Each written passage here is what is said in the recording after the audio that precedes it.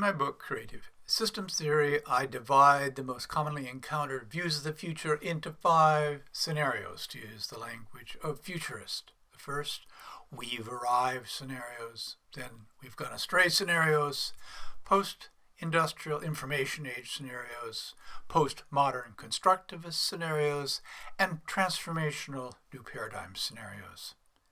In contrasting them with the concept of cultural maturity, I describe how each stops short of providing effective guidance. I also delineate how each is best thought of less as a product of reason and consideration than as how the future looks from a particular kind of limited ideological perspective. That the first two differ fundamentally from where the concept of cultural maturity's more systemic picture takes us is most obvious. Culturally mature perspective makes clear that modern age belief is not an endpoint. We have not arrived. It also emphasizes that going forward in rewarding ways is very much an option. Neither have we gone astray, at least in some ultimate way. The remaining 3 scenarios share with the concept of cultural maturity that each supports both the further steps in the human story lie ahead and that these further steps have the potential to be positive. But in the end, their conclusions are again fundamentally different, and they stop fundamentally short of what ultimately is required. The kind of polarization between the political right and the political left I describe in my book Perspective and Guidance for a Time of Deep Discord most often reduces to we've arrived or we've gone astray scenarios. But at times we also find bits of these other 3 more future-oriented ways of thinking implied in them. Because people can fuse these 3 more positive, future-oriented ways of thinking with what the concept of cultural maturity described, I'll do a separate compare and contrast episode for each. Here I address transformational new paradigm scenarios.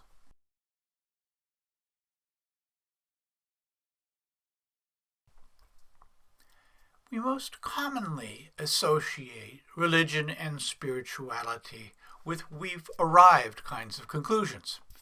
Religion tends to regard its views as absolute and understanding's last word. We also find religious belief translated into we've gone astray conclusions.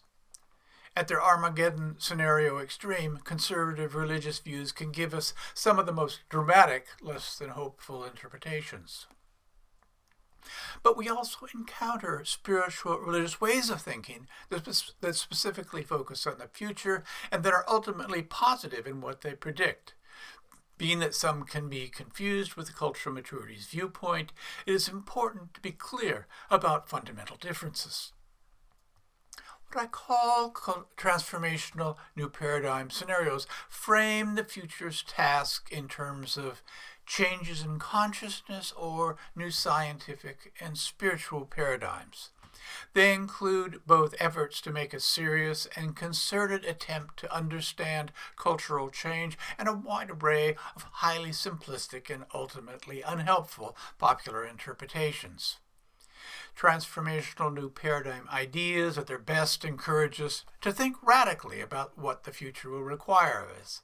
At the worst, they represent intractably ideological conclusions that are not in the end new at all. Transformational new paradigm thinking can share important characteristics with culturally mature perspective.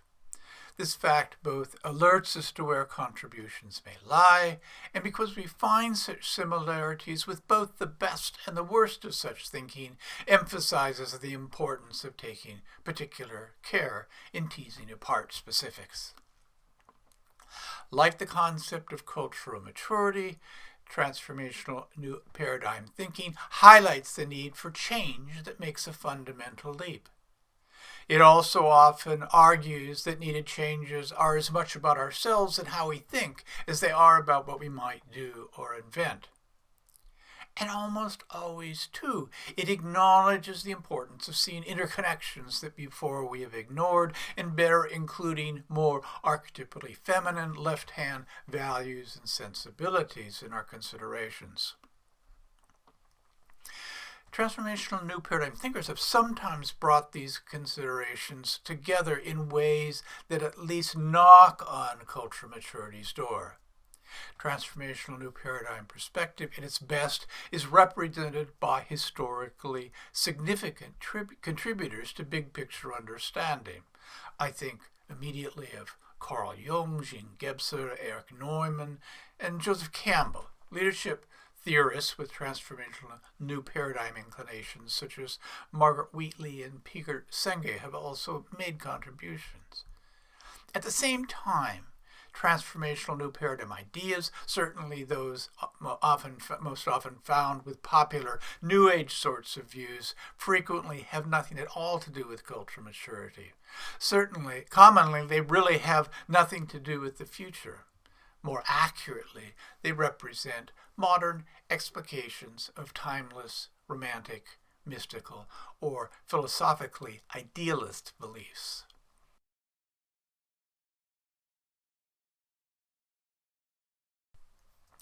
A quick look at how philosophical idealism works helps clarify the distinction. Philosophical idealism views history as progressing towards some social or spiritual ideal. With simplistic transformational new paradigm thought, the ideal is more spiritual. We find a good example of philosophical idealism of the more spiritual sort in the early 20th century thinking of French philosopher and Jesuit priest Pierre Teilhard de Chardin, who postulated that history would end at a spiritual enlightenment-like omega point.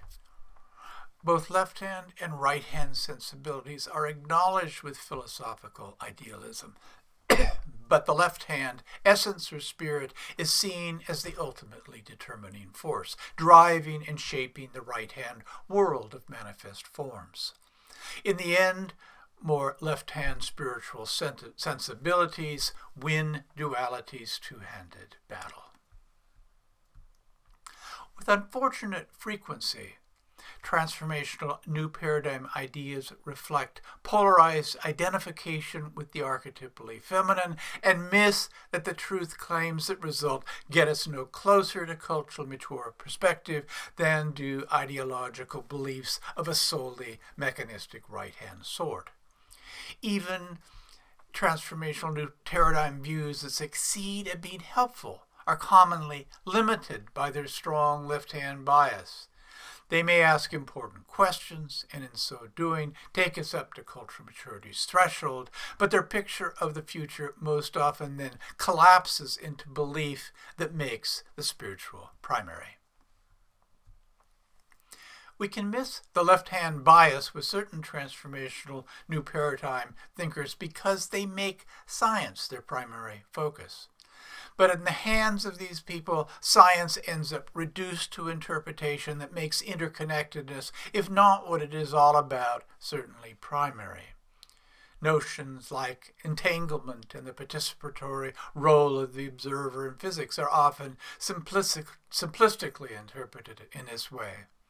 Transformational new paradigm scientific interpretations also give particular attention often to paranormal phenomena. Transformational new paradigm interpretations of science can be as limited and ultimately unhelpful as the narrowest kinds of scientism, just limited and unhelpful in an opposite way. Sometimes we find good and interesting science, but as often a left-hand agenda means that data must be taken with a considerable grain of salt. We find a similar kind of simplistic interpretation with some of the more popular of systemic thinking. The recognition of systemic wholeness becomes an elaborate way of arguing for ultimate unity. Transformational new paradigm ideas often find significant overlap with we've gone astray interpretations, more so than transformational new paradigm supporters with their commonly upbeat identification with things inspirational may wish to admit. People of more romantic or philosophically idealist inclination can fall into either camp or vacillate back and forth. When people who make left-hand sensibilities primary look to the future, they are often drawn to images of collapse and resurrection. People who ascribe to transformational new paradigm views can be some of the quickest to see the future in cataclysmic terms, whether physical cataclysms such as environmental catastrophe or fundamental failure of past worldviews. I remember being surprised at a conference I attended in the late 1990s on the Y2K Millennium Computer Bug to find that the people who seemed most sure that the Y2K bug would have devastating consequences were not the information age computer types, but rather those of a more transformational bent. Sometimes transformational new paradigm views interpret history in ways that are at least superficially similar to creative systems theory's developmental evolutionary perspective.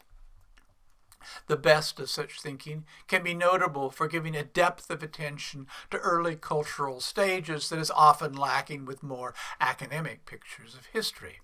Creative systems theory describes how appreciation for archetypally sensibilities is necessary for a deep understanding of history's early stages. But even here, the left-hand bias of such views means that romantic projection is commonly confused with accurate description.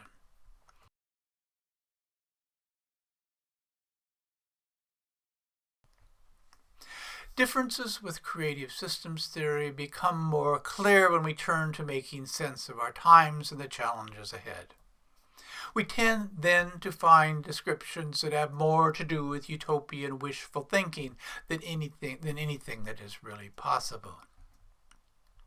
What gets put forward as radical in its implications is instead all too familiar idealized projection, some hope for new golden age.